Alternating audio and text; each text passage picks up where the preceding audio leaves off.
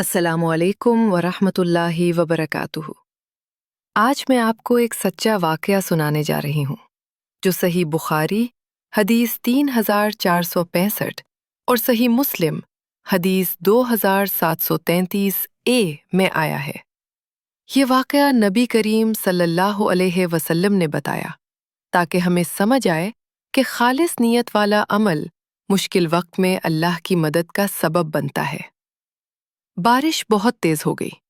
3 مسافر راستے میں تھے۔ جان بچانے کے لیے وہ ایک پہاڑ کے دامن میں ایک غار کے اندر چلے گئے، لیکن ابھی وہ اندر ہی تھے کہ اوپر سے ایک بڑا پتھر لڑھکتا ہوا آیا اور غار کے منہ پر آ کر جم گیا۔ راستہ بند ہو گیا۔ اب نہ وہ باہر نکل سکتے تھے، نہ کسی کو آواز دے سکتے تھے۔ تینوں نے ایک دوسرے کو دیکھا اور کہا، اب ہمیں صرف اللہ سے دعا کرنی چاہیے اور اپنے ایسے نیک عمل کا واسطہ دینا چاہیے جو ہم نے صرف اللہ کی رضا کے لیے کیا ہو۔ پھر ایک ایک کر کے انہوں نے دعا کی۔ پہلا آدمی بولا، اے اللہ، میرے ماں باپ بہت بوڑھے تھے۔ میری عادت تھی کہ میں دودھ لا کر سب سے پہلے انہیں پلاتا تھا، پھر بچوں اور گھر والوں کو۔ ایک رات میں دیر سے گھر آیا۔ میں دودھ لے کر آیا تو ماں باپ سو چکے تھے۔ میں نے انہیں جگایا نہیں۔ میں دودھ لے کر ان کے پاس کھڑا رہا یہاں تک کہ وہ خود جاگ گئے۔ بچے بھوک سے رو رہے تھے، مگر میں نے پہلے ماں باپ کو دودھ پلایا۔ اے اللہ، اگر میں نے یہ کام صرف تیری رضا کے لیے کیا تھا تو ہماری مشکل آسان کر دے۔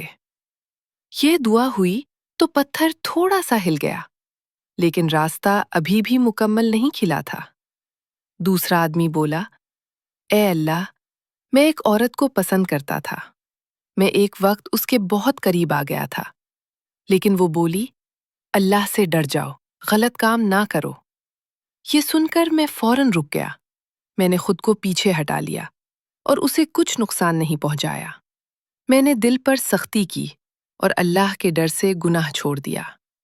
اے اللہ، اگر میں نے یہ کام صرف تیری خاطر کیا تھا تو ہمارے لیے راستہ کھول دے۔ یہ دعا ہوئی تو پتھر اور زیادہ ہل گیا، لیکن پھر بھی باہر نکلنا ممکن نہ تھا۔ تیسرا آدمی بولا، اے اللہ، میں نے ایک مزدور کو کام پر رکھا تھا۔